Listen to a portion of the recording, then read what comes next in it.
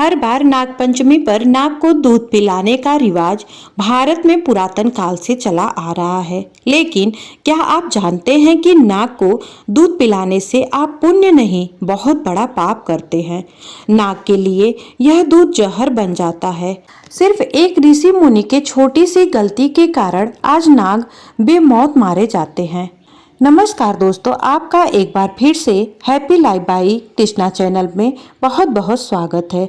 आज मैं आपके सामने एक ऐसी रहस्यमयी पौराणिक कथा को लेकर आई हूँ जिसे जानकर आप चौंक जाएंगे।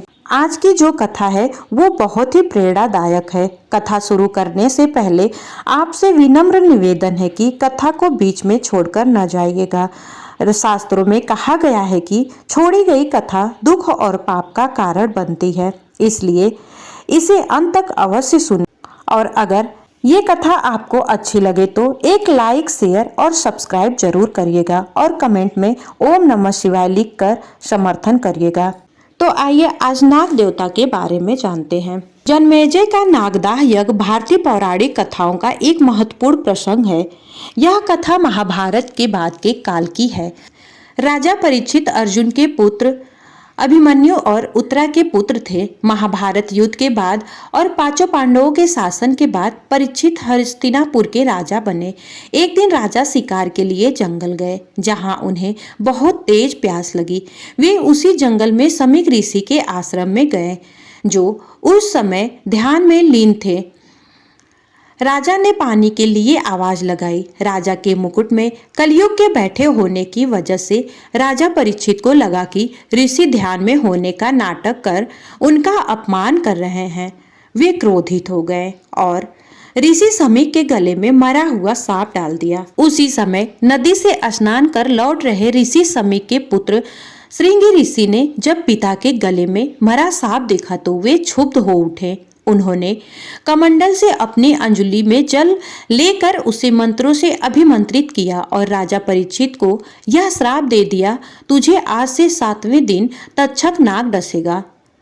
ध्यान के बाद जब ऋषि समीक को पूरी घटना की जानकारी हुई तो वे बहुत दुखी हुए। उन्होंने स्वयं हस्तिनापुर जाकर राजा परीक्षित को इस श्राप के बारे में जानकारी दी। राजा परीक्षित ऋषि की सलाह पर महल में बेहद सुरक्षित जगह पर रहने लगे, जहां परिंदा भी पर नहीं मार सकता था। लेकिन कहते हैं कि ऋषि श्रृंगी का श्राप टल नहीं सका। ठीक 7वें दिन फूलों की टोकरी में कीड़े के रूप में छुपकर आए तक्षक नाग ने राजा परीक्षित को काट लिया और उनकी मृत्यु हो गई।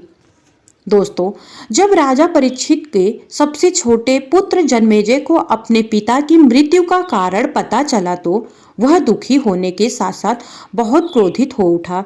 उसने संपूर्ण सर्प जाति के विनाश करने का प्रण लिया। इसके लिए उसने अपने पुरोहितों को नागदाह यज्ञ का अनुष्ठान करने का आदेश दिया। यह यज्ञ इतना शक्तिशाली था कि इसका असर तीनों लोकों पर पड़ा। इस यज्ञ के प्रभाव से धरती के सभी सर्पनाग एक के बाद एक कर हवन कुंड में आकर गिरने लगे और भस्म होने लगे। यज्ञ की अग्नि स्वर्ग तक जा पहुंची, क्योंकि तक्षक नाग भयभीत होकर स्वर्ग लोक पहुंच गए थे। उन्होंने भगवान इंद्र से सहायता मांगी और वहीं रहने लगे। लेकिन यज्ञ के बल से तक्षक धरती के खींचे जा रहे थे। तब तक्षक इंद्र के सिंहासन से लिपट गए, जिससे इंद्र सिंहासन सहित पृथ्वी की ओर गिरने लगे। तब इंद्र भगवान ने सभी सर्पों की माता मनसा देवी से सहायता मांगी।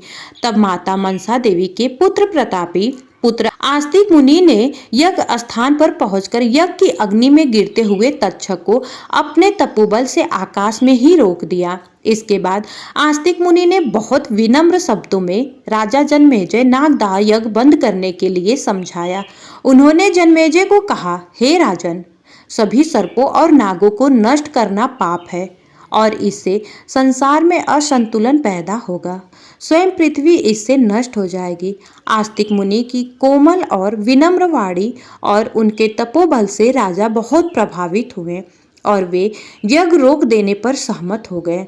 इस प्रकार तक्षक सहित सर्पों और नागों की जान बची और सर्प जाति पूरी तरह से नष्ट होने से बच गई।